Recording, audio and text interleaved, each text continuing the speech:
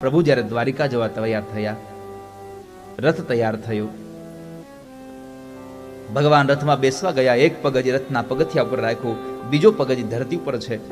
એક સ્ત્રી આવી અને પરમાત્માના પગ પકડે અને ભગવાનને પ્રાર્થના કરે, પાહી પાહી મહાયોગિન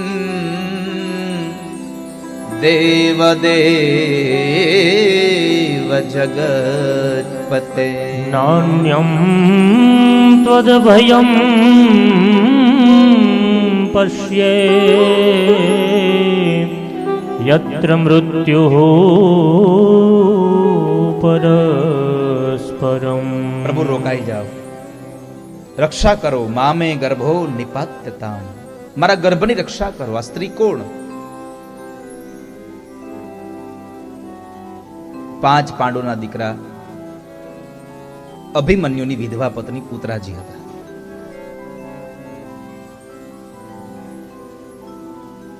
મામે ગર્ભો નિપાત્યતામ, જેના ઉદરમાં પરીક્ષિત છે. પ્રભુ બચાવી લો, અશ્વત્થામા મારી નાખશે. અશ્વત્થામાએ ઉત્તરાના ગર્ભની અંદર રહેલા બાળકને મારવા માટે બ્રહ્માસ્ત્ર ચડાવ્યું. અને બચાવી લો તમે. ભગવાન ઉત્તરાના પાછા ખેંચતા શ્વાસની અંદર ગયા છે, ઉદરમાં ગયા. બંને જણાને એક સાથે.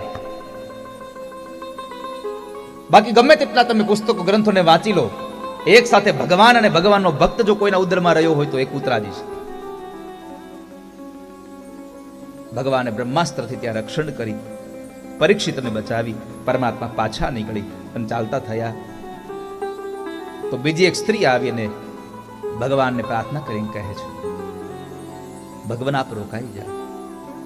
કૃષ્ણાય વાસુદેવાય દેવકી નંદનાય ચ નંદ ગોપકુમારાય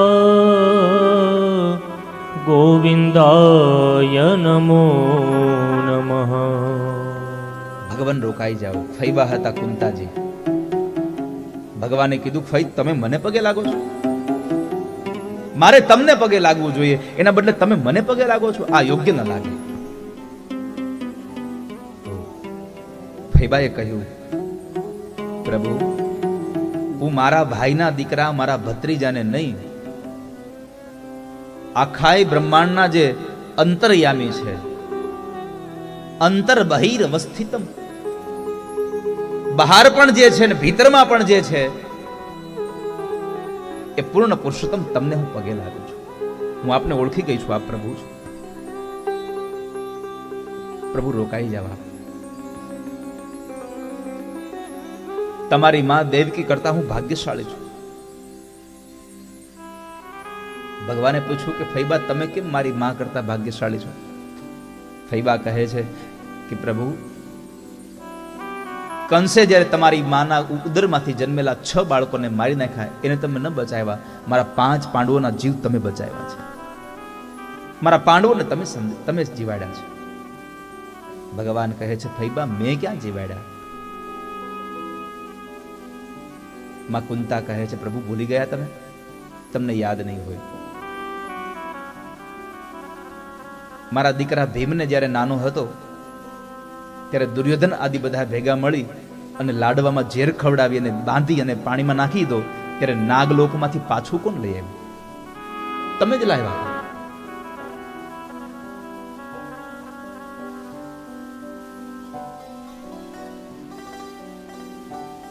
જંગલમાં આટલા મોટા મોટા રાક્ષસોની વચ્ચે પણ રક્ષા કરી કોણે કરી? દુર્વાસાના શાપથી બચાવ્યા કોણે? 10,000 શિષ્યોને લઈ અને જ્યારે જમવા આવ્યા અને દ્રૌપદી જ્યારે જમી લે છે, અક્ષય પાત્રમાં છેલ્લું જે હતું એ જમી પાત્રને સાફ કરીને મૂકી દીધું. પછી જમવા માટે જ્યારે આવ્યા છે, જો ન જમાડે તો દુર્વાસા શ્રાપ આપી દે. તો એ શ્રાપમાંથી બચાવ્યા કોણે પ્રભુ? એક નાની એવી પાંદડી ખાઈ અને બધાને છેક કંઠ પર્યંત સુધી જેમાં છે આવો ઓડકાર અપાયો કોણ? તમે.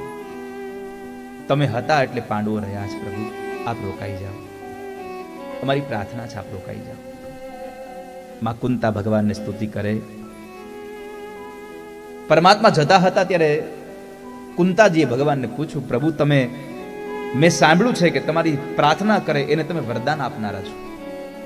હા ફૈબા, તો હું પણ તમને સ્તુતિ કરું, પ્રાર્થના કરું છું, મને વરદાન આપો. માગી લો. એક કામ કરો ભગવાન, જો તમે આપવા જ માંગતા હો તો હું જે માગું એ મને આપી દો. વિપદઃ સંતુ ન શશ્વત તત્ર તત્ર જગદ્ગુરો. ભવતો દર્શનમ યસ્યાત પુનર્ભવદર્શનમ.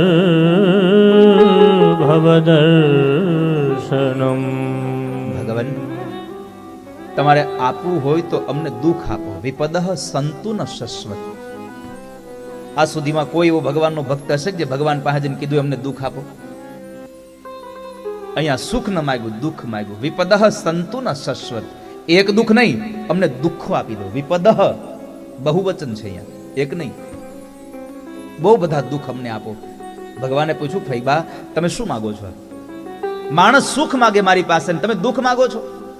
હા પ્રભુ. કેમ? તો કહે છે, સુખમાં અમે તમને ભૂલી જનારા છીએ, દુઃખમાં તમે વારે વારે યાદ આવો છો.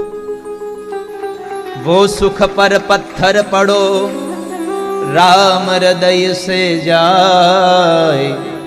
बलिहारी वो दुख की पल पल नाम जपा. એવા સુખ નથી જોઈતા પ્રભુ, તમે જતા હો, અમને દુઃખ આપી દો. માં કુંતાએ ભગવાન પાસે દુઃખ માંગ્યા છે. અને આ સંસારમાં બહુ સીધી વાત છે, સુખ હોય ત્યારે ભગવાન અને આપણી બંનેની વચ્ચેનું અંતર વધી જાય છે. वो सुख पर पत्थर पड़ो राम हृदय से जाए. ફૈબા બોલ્યા છે, પ્રભુ આ હસ્તિનાપુરનું રાજ્ય જો અમને મળતું હોય અને તમે જતા રહેતા હોવ તો રાજ્ય નથી જોઈતું અમારે, આપ રોકાઈ જાઓ.